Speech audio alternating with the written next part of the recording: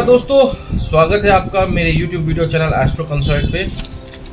दोस्तों आज हम बात करेंगे चंद्रमा के ऊपर आपसे। चंद्रमा हमारी पृथ्वी पे जो 70%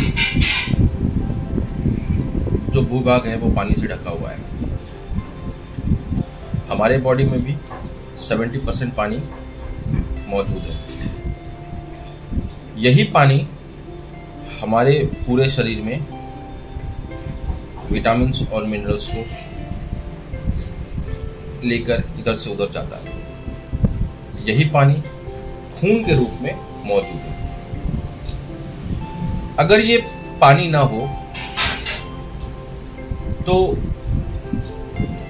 इंसान की जो बुद्धि है ना वो भी काम नहीं करेगी। क्योंकि आपने देखा होगा कि जहां पर बहुत अधिक पानी होता है वो पानी वहां की मिट्टी यानी कि शुक्र और वहां की जमीन यानी कि मंगल, जहां पर पानी ज्यादा होता है वो पानी मिट्टी और जमीन दोनों को खा जाता है और बचता है वहां पे सिर्फ रेत यानी कि बुद्ध। इसी रेत को गर्म करके हम शीशा बनाते हैं। यानी कि अगर पानी नहीं होगा तो रेत नहीं होगी, मतलब रेत का अस्तित्व पानी के बिना है ही नहीं। और ये रेत यानी कि बुद्ध मतलब बुद्धि, हमारी प्लानिंग। तो ये प्लानिंग और बुद्धि होगी ही नहीं अगर पानी का अस्तित्व नहीं होगा। इसलिए पानी बहुत ज्यादा जरूरी है। यानी कि बुद्धि का जो आधार है वो हमारे बॉडी का 70% पानी ही है। समुद्र में जैसे लहरें बहुत ज्यादा होती हैं, लहरें उफान मारती हैं, तो लहरें जहां पे ज्यादा होती हैं, उफान मारती है, वहां पे इंसान तैर नहीं सकता, मतलब उस जगह पे ठहराव नहीं हो सकता। वैसे ही हमारे बॉडी में भी यही पानी बहुत ज्यादा उबाल मारती है। तो अगर हमारे बॉडी का पानी स्थिर नहीं है और ये पानी ज्यादा उबाल मार रही है तो उस वक्त हमारी बुद्धि काम नहीं करेगी। ठहराव में ही बुद्धि काम करती है। तो ये पानी जिसका अच्छा है, यानी कि जिसका चंद्रमा शुभ है, ये बॉडी का पानी शुभ है, उसकी बुद्धि भी शुभ है। और यही पानी जिसका अशुभ है तो उसका बुद्धि भी अशुभ है। ठहराव से सोचने का काम चंद्रमा कराता है। मन सुख शांति चंद्रमा कराता है। घर के सुख, माँ के सुख, प्रॉपर्टी के सुख, रुपया, नकद रुपया, पैसा, ये सब चंद्रमा कराता है। जड़ जोर जमीन, ये तीनों को पाने के लिए ही चंद्रमा मजबूर करता है। अब जड़ जोर जमीन तो हम शुक्र से रिप्रेजेंट करते हैं, पर शुक्र इसका कॉर्ड है। शुक्र चाहता है कि हम इसको पाए, बट इस चाहत को पाने के लिए जो अकल और जो बुद्धि और जो प्लानिंग चाहिए वो बुद्ध देता है। और बुद्ध का जो आधार है वो चंद्रमा है। इनडायरेक्टली जड़ जोरू जमीन पाने की जो चाहत है वो चंद्रमा ही दिलाता है।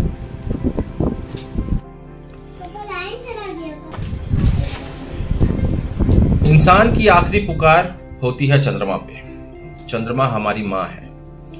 किसी इंसान की उम्र का पता बिना चंद्रमा को देखे नहीं लगाया जा सकता। चंद्रमा हमारे लिखाई पढ़ाई को भी रिप्रेजेंट करता है। जगत की जो अपनी धरती माँ है, यानी कि खेती की जो जमीन है, यानी कि शुक्र, ये खेती की जमीन बिना पानी के उपजाऊ नहीं है। यानी शुक्र का भी काम बिना पानी के नहीं चलेगा।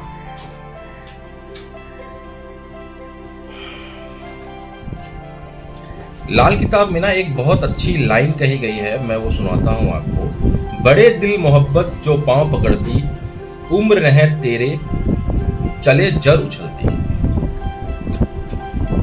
कहने का मतलब ये है दोस्तों कि एक इंसान जिसके दिल में दूसरों के लिए बहुत प्यार है, दूसरे मतलब यहाँ पे सिर्फ इंसान नहीं होते हैं, वनस्पति भी होते हैं, जीव जंतु भी होते हैं, माँ बाप, पड़ोसी, दोस्त, रिश्तेदार, यहाँ तक कि दुश्मन के लिए भी अगर किसी इंसान के दिल में प्यार है तो उस इंसान की जिंदगी बहुत ही अच्छी चलती है। और ऐसे इंसान को रुपया पैसा अपने आप ही मिलता जाता है, और ऐसा इंसान अमीर पे अमीर होता ही चला जाता है। पर ऐसा इंसान जो दूसरों के लिए अपने मन में जेलस रखता है, दूसरों से जलता है, खुद को मास्टर समझता है, यहां तक कि भगवान को भी गालियां दे देता है, माफ करना उसे आता नहीं, ऐसे लोग बहुत बड़े अमीर नहीं बनते हैं। ऐसे लोग अपने प्रोफेशन से या अपने बिजनेस से पैसा तो कमा लेते हैं, पर ये बहुत ज्यादा अमीर नहीं बन पाते। चंद्रमा हमारे दिल को रिप्रेजेंट करता है, उसी तरीके से बुद्ध हमारी बुद्धि को रिप्रेजेंट करता है। चंद्रमा और बुद्ध अलग अलग ऑलवेज अच्छे हैं, और चंद्रमा और बुद्ध एक साथ कभी भी अच्छे नहीं है।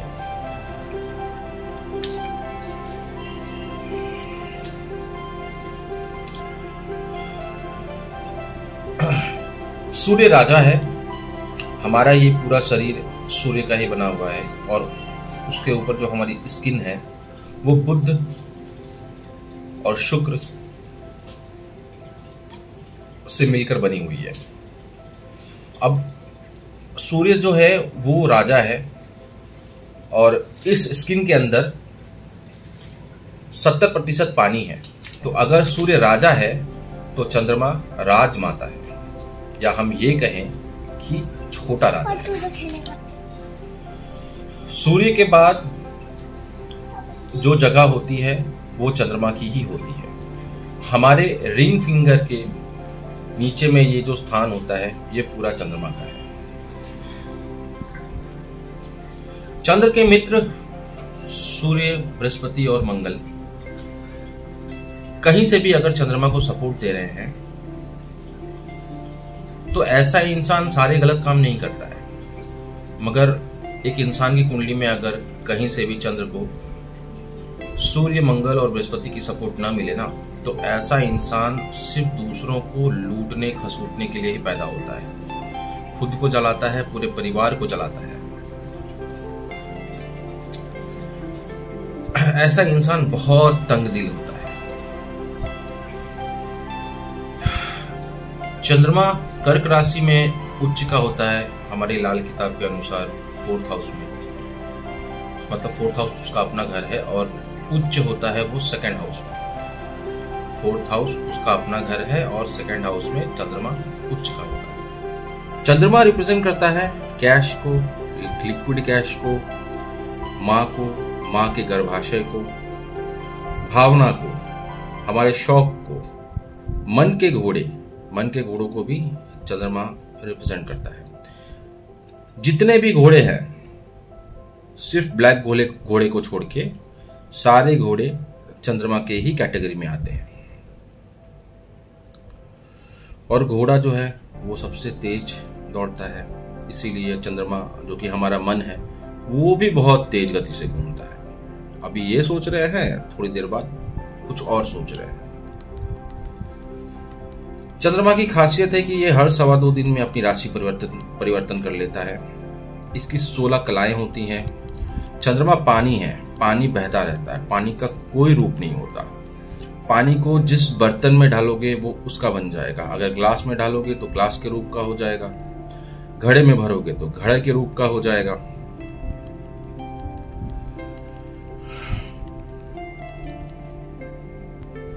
पानी बहता है तो जो भी बहने वाली चीज होती है, जैसे ट्रैवल, ये भी चंद्रमा ही रिप्रेजेंट करता है क्योंकि बह रहा है। जैसे सूर्य के पास 7 घोड़े होते हैं,